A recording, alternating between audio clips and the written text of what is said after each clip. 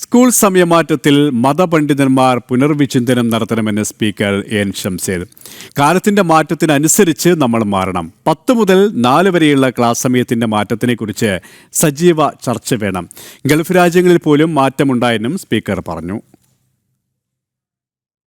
Class സമയമാറ്റം സംബന്ധിച്ച് എനിക്ക് അഭിപ്രായമുണ്ട്. ഗൾഫ് രാഷ്ട്രങ്ങളിൽ രാവിലെ 8 മണിക്ക് സ്കൂള്, ഇവിടെ എത്തുമേ അതൊന്നും പറ്റൂല, 10 മണിക്കേ പറ്റൂ. അവിടെ മദ്രസ ഉടനെയില്ലേ?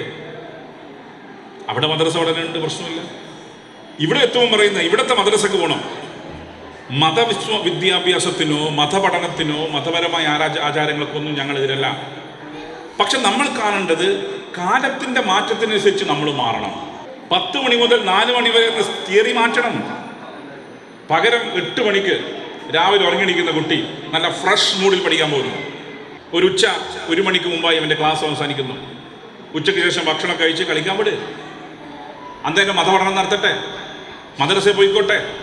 അല്ലാതെ 10 മണി മാത്രമേ പറ്റൂ എന്ന രീതിയിലേക്ക് വാശി പിടിക്കുന്ന രീതിയെക്കുറിച്ച് മതപണ്ഡിതന്മാരും പുനർവിചിന്തനത്തിന് വിധേയമാവണമെന്നായി പറയാനൊക്കെയുള്ളത്. അത് ഇപ്പം ഞാൻ പറഞ്ഞിട്ടുണ്ട്.